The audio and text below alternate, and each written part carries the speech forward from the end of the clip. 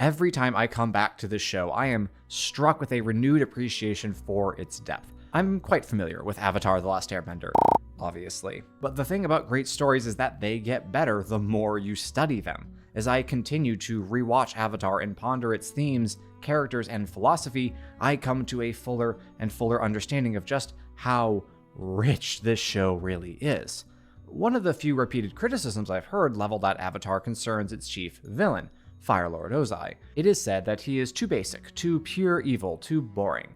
I disagree. I will admit that Ozai is simple. Avatar's vision of evil as a whole is simple, but it is not simplistic. Yes, the bad guys dress in red and the good guys in blue or green, but that is not all there is to it. Looking at the surface is sufficient to follow the story, but there is depth waiting to be delved. It is readily understandable, but not dumbed down. To illustrate that point, let us examine the various forms evil takes in Avatar, beginning with the primary antagonist in Book 1, Commander, later Admiral Zhao. Now, of course, Zuko appears to be the principal villain in the first third of the show, but Zhao stands out because he opposes him in addition to our heroes. His very first appearance makes it abundantly clear that not all bad guys are the same, that they do not work in perfect harmony in a hive mind of evil. Each man who serves the Fire Lord does so for his own reasons and in his own ways. There are levels and variations of evil. This is an important lesson for the show's target audience.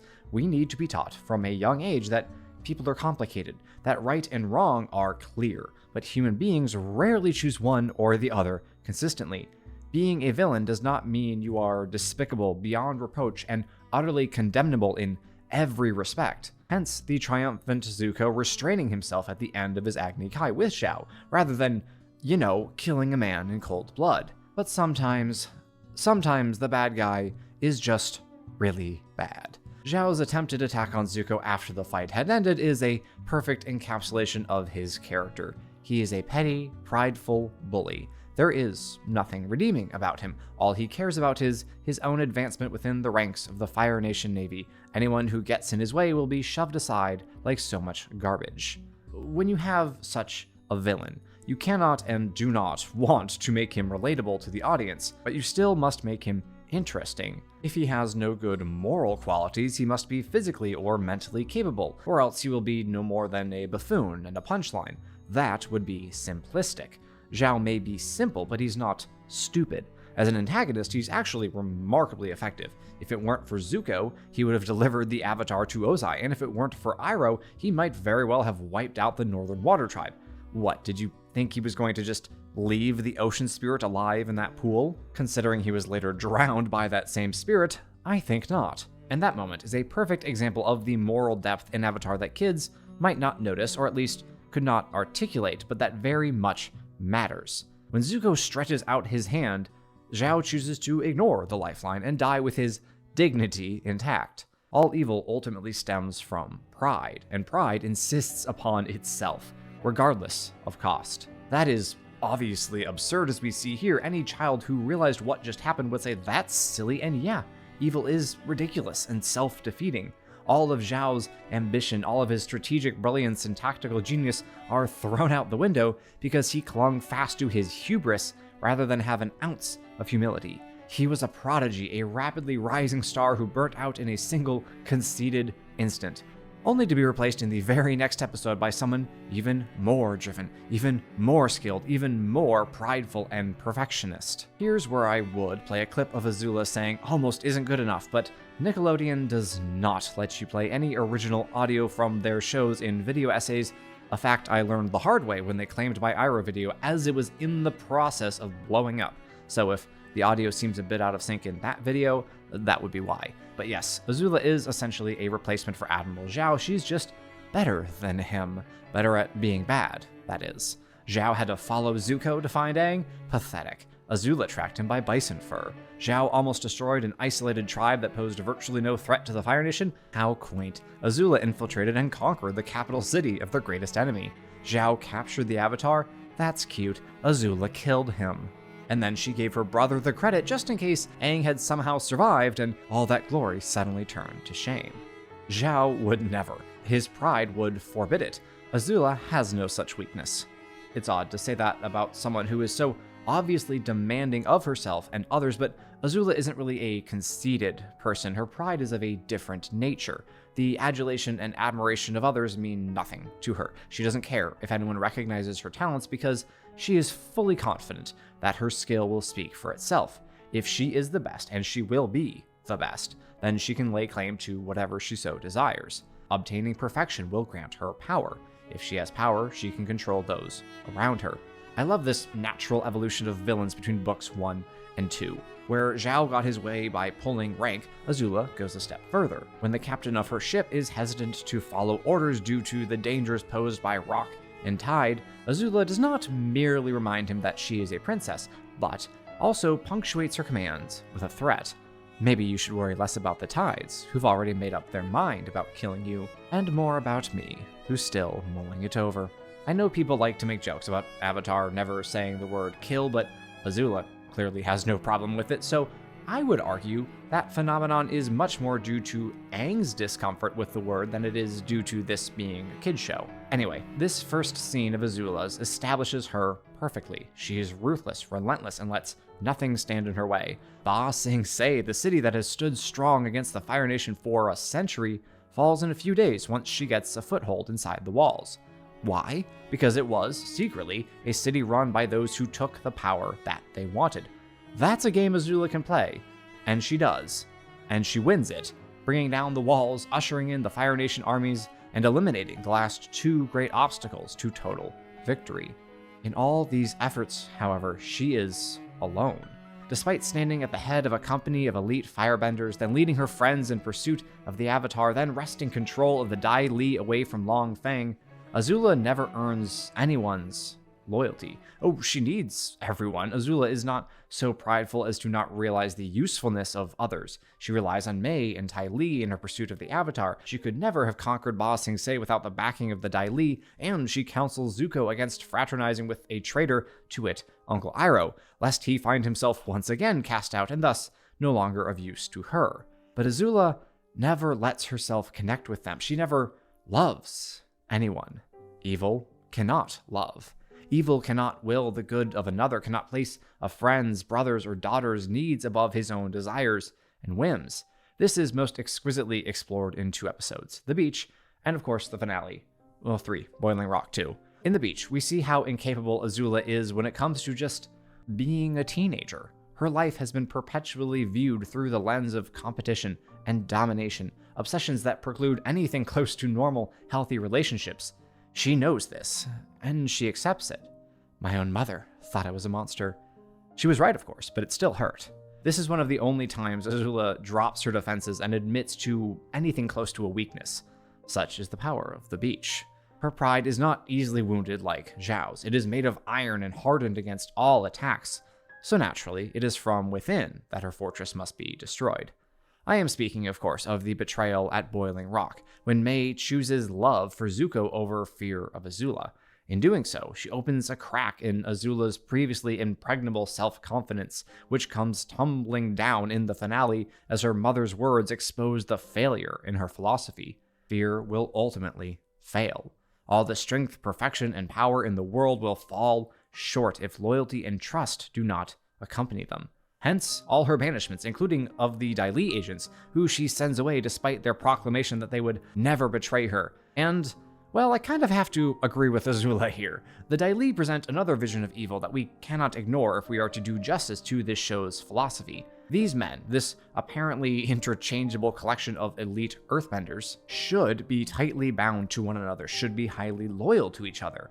But they're not, because they have no true guiding principle. Instead, the Dai Li simply follow the direction of whoever happens to be in charge, always happy to act in accordance with that person's vision if it means they get to hold on to their privileged, if lesser, positions. As Azula says when confronting Long Feng, they are waiting to see how this plays out, rather than choosing a side. Despite their skills and their apparently highly influential role within the Earth Kingdom, these men are cowards. Evil is cowardly. C.S. Lewis wrote that courage is the form of every virtue at the testing point, which means the highest point of reality.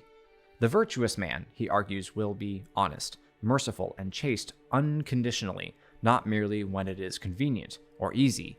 Pilate was merciful till it became risky. It would seem to follow that cowardice is the form of every vice at the lowest point. Zhao was so afraid of being humiliated that he chose to die instead. The Dai Li were each so scared of being the odd man out that they refused to take a stand, preferring to go with the flow, as it were.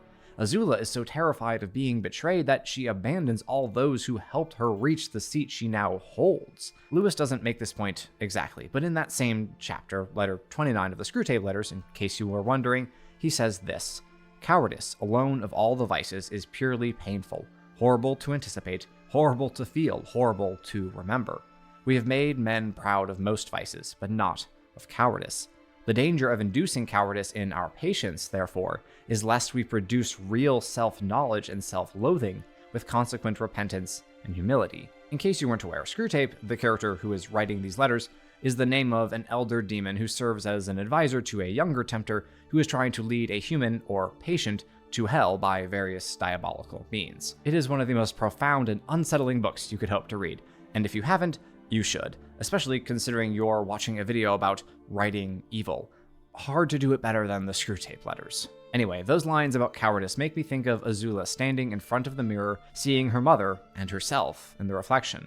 Were she of sounder mind, this could be a moment of clarity, one that urges her to repent, to seek reconciliation with her brother, to have the courage to ask for his forgiveness and to stand up to their father. Instead, she chooses to duel Zuko, and at the end of that Agni Kai, Azula finds herself in an unfamiliar position. She is losing. Her immense skill, on which she had always relied and which had never failed her, has now proven insufficient. Zuko is besting her, and doing so with practiced ease and calm, while Azula grows more and more frantic. So what does she do? She chooses cowardice. Rather than continue to challenge her brother and prove herself inferior, she attacks the defenseless Katara. It turns out, Iroh was correct when he said, in reference to Azula, she's crazy and she needs to go down. Evil cannot be redeemed. I do not mean that Azula could not have found redemption. As I just said, the opportunity presented itself, albeit after she was perhaps too far gone. And I do think it's good for stories to include unrepentant characters lest it get too repetitive. What I mean is that evil is not and can never be a useful thing, because it only exists as a lack, a privation of the good. All of Azula's cleverness, her raw talent and unflagging persistence, her sharp tongue and brilliant mind could have been used for good, but they were taken and distorted, put into the service of a madman intent on drowning the world in flames. On the other side of the war, we have the case of Hama, better known as the Puppet Master, the woman who discovered it was possible to bend the water inside other living beings, including humans. When we talk about stories imparting valuable morals to their young, impressionable audiences, this episode has to be a part of the conversation, as it has a clear and undeniable message. The ends do not justify the means. Somehow it failed to occur to me that Jet has already provided this example 2 whole seasons earlier. Carry on. As horrifying as Hama's story of captivity is, what she has done to her fellow humans is even more so. She no longer sees them as people of equal worth and dignity, but as tools which she can use as toys to play with, or worse, as weapons against her enemies. Now, you could debate the ethics of bloodbending, and I can see sound enough arguments on either side. On one hand, the bloodbender is not, strictly speaking, overriding the free will of the person being bent any more than if she physically grabbed her target's hand and started doing the "why are you hitting yourself" routine. If a waterbender is being attacked during a full moon, of course, by a half dozen firebenders and has no other water available, would she not be justified in using bloodbending to temporarily petrify her attackers while she made her escape? Is that so qualitatively different than freezing their legs in a block of ice? On the other hand, we have to consider the effects of bloodbending on the recipient. It would not be permissible, for example, for a prisoner to torture the guard in order to escape. We don't really know what kind of harm bloodbending involves, though it doesn't really seem to have long-lasting effects. Still, it is at best a highly dubious technique, and one effect it most certainly caused in its inventor is the disregard for life. That, I think, is the more important issue at hand here. The choice to use another person in a very literal sense cannot help but deeply affect you in a negative fashion. It degrades one's sense of commonality, debasing the person in front of you into nothing more than an object that can be manipulated for a given purpose. Could you justify bloodbending at least to a limited extent? Perhaps, but its regular practice would undoubtedly corrupt the mind of the bender, pushing her more and more to see targets and tools, not people. Hama herself is proof of that. This episode was so important, again, especially for the target audience, because we need to know that right side does not equal good. Evil is evil, wherever it may be found. And yes, you could blame the Fire Nation for Hama's plight, but we all make our own choices. She was free. She could live whatever life she wanted, or even take up the fight against those who had imprisoned her, but instead she settled into a little out-of-the-way village and began playing the local monster. Can't exactly blame Ozai for that. Though it is undeniable that most of the evil we see in Avatar originates from the Fire Lord himself. Zhao is a shadow of Ozai, imitating him in ambition, though falling far short in terms of power and influence. Azula is an almost perfect mirror of her father, her ruthlessness, exactness, and dominating airs a direct result of Ozai's parenting style, because if she failed to be anything less than he expected, she would be treated like Zuko, and she can't be treated like Zuko. This is no accident. Of course, the Fire Lord passed on his cruelty and malice to those beneath him. Evil begets evil. That is, I think, the most philosophically interesting contribution Fire Lord Ozai makes to this show. Where do the evils in the world come from? In Lord of the Rings, it is Sauron, and Morgoth, we can't forget the Balrog. In Star Wars, it's Emperor Palpatine. In Avatar, it's actually Fire Lord Sozin, but that only strengthens my point. The sins of the father weigh heavily on the shoulders of his sons. They are not a death sentence, not a condemnation to an inevitable life of evil, but neither are they easily escaped. How could a son and daughter hope to become anything resembling good and virtuous when their father demanded their complete dedication to his chosen cause, namely conquering the world? How could they learn to be loving when they were never shown a father's love? How could they demonstrate patience, kindness, and gentleness when all they ever knew was the unyielding hand of discipline? They couldn't. It's impossible. Or it would be if Ozai was their only parent, their only example. Were it not for the gentle compassion of Ursa and the loving guidance of Iroh, no doubt Zuko would have turned out every bit as badly as his sister. If he had been more naturally talented, perhaps the prince would have been the child favored by his father, the one given the title of Fire Lord, and the one who would eventually find himself defeated, trapped, and alone. Evil is isolating. One Dark Lord against an alliance of men and elves, 2 Sith against 10,000 Jedi, 1 Firebender against 2 impossible allies. As we saw with the Dai Li, choosing evil means it is impossible to form genuine loyalty. When you only ever look out for number 1, you will ultimately turn on those closest to you.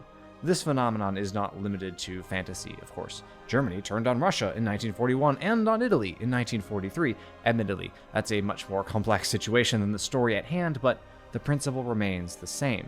When one's own strength and power are one's highest goods, one can never truly call another friend, can never love as we are meant to love.